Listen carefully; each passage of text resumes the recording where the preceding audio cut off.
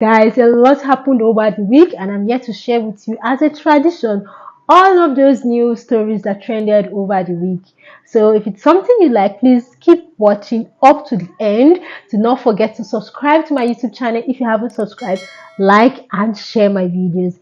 Hello, guys. Hello, and welcome back to my YouTube channel. If you're new here, thank you for stopping by. Please do not leave until you're subscribed to this channel. Like and share my videos as well. Turn on your notification bell. And if you're a returning subscriber, thank you for always coming back to view my videos.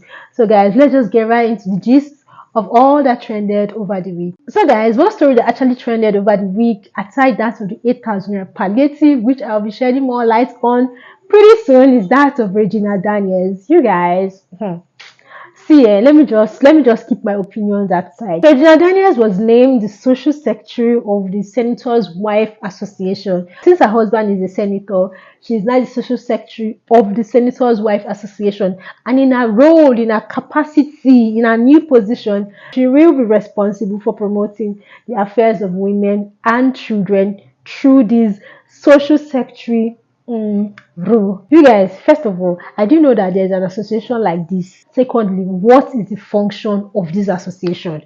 Thirdly, is this not another way of spending money? Because of course, it's an association, Senators Wife Association. There'll be some sort of financial allocation allocated to them. You guys, am I overthinking this? Please feel free to share your thoughts with me in the comment section. Now, guys, away from that, remember the 8,000 naira palliative to be distributed to 12 million families within a period of 6 months?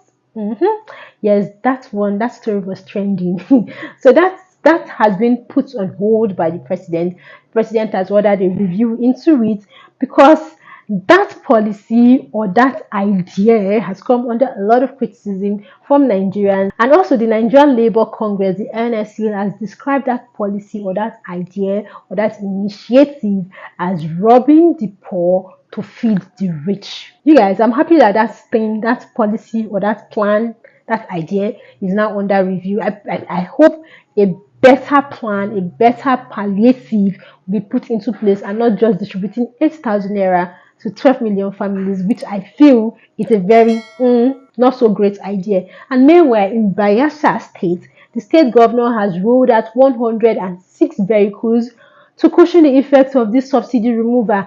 Is this not a laudable one? Is this not a very great initiative by the state governor of Bayelsa State for him to roll out 106 vehicles to, you know what, just help the citizens get along with transportation? But our president, on the other hand, is saying 8,000 naira to be distributed to 12 million families. Who is advising the president, you guys? Who is advising the president? Can't someone talk to the president?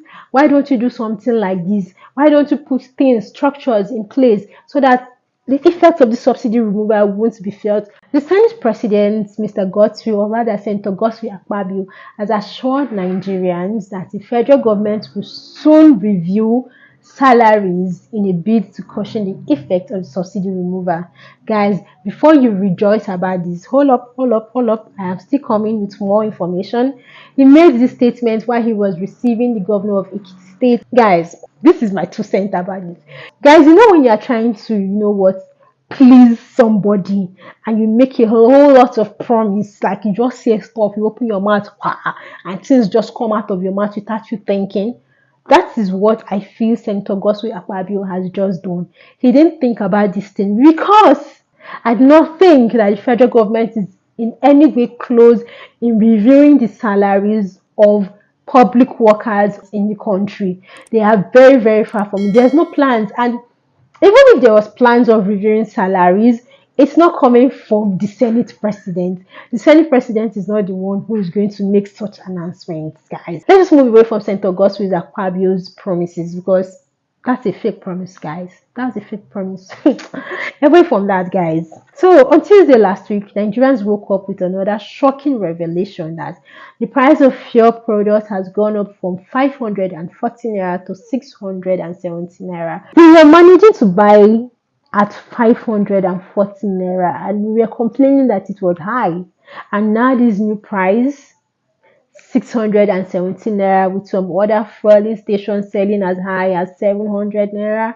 How are we going to cope, guys? How are we going to cope? How are we going to cope in Nigeria? This renewed hope is really like it's really renewing us really, because every day we wake up to one thing or another. It's from one to another. Like, when is it going to end? Well, guys, they blamed it on market forces being responsible for the new price. As sad as this reality is right now, we're still going to keep buying petrol products at a very high cost because we're importing these products. We do not have a refinery, a working refinery that we can actually buy this product from locally. We are importing at a very outrageous amount, and dollar is up there. Naira keeps falling and falling and falling. So it's a sad reality. In as much as we keep importing these products, we are going to pay at a higher cost, at a higher price for petrol products.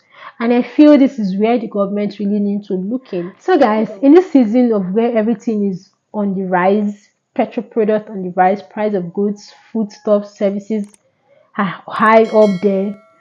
School fees has not been left out. As the federal government has increased the fees of unity colleges from 45,000 naira to 100,000 naira. So, in as much as the House of Representatives have moved for a reversal for the unity college school fees to be returned back to what it was before, in Unilag, the case is different because a circular was released recently and there is now a new change in the amount of school fees students, both new and returning, would be paying. They cited that the prevailing economic situation of the country has forced this new increment to take effect from the first semester of the 2023/2024 academic section. So, guys, I know a lot of students applied to federal university because of the cost. Like, it's not so expensive. It's way cheaper when compared to state-owned universities and privately owned universities. But right now, guys, I think federal universities are turning into state-owned universities in terms of the cost, and state-owned universities are turning into the privately owned universities also in terms of cost. Right now, I do not know. I went to school. At the time I went to school, I went to a federal uni. I was paying 8,000 naira. I paid 12,000 naira. Then my mom used to jokingly tell me that she can pay my school fees for a whole semester and she won't even feel it. But right now, I bet she can't even make such promises right now. Although most people have said that education in Nigeria is cheap when compared to other developed countries. But I just feel it's not fair. It's not okay to use the yardstick of other developed countries in terms of education to measure with Nigeria and say that our school fees is way too cheap. Education is too cheap in Nigeria. Look at the economic situation. Look at what's happening around us before you use that to compare. Please share with me your thoughts on what you think about this new hike in school fees in the comment section, as well as all of the stories I've shared with you today.